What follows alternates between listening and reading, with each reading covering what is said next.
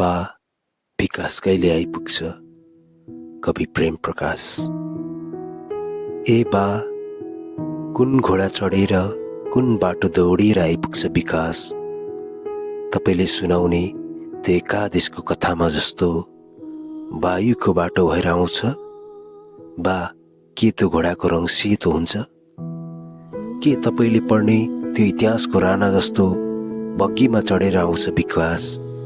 के तपाईँले देखेको राजाले जस्तो बेलायती गाडीमा चढेर आउँछ यो विकास?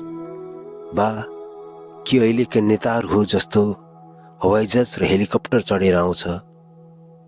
विकासको आँखाले नदेखेको हुन सक्छ यो दुर्गम गाउँ।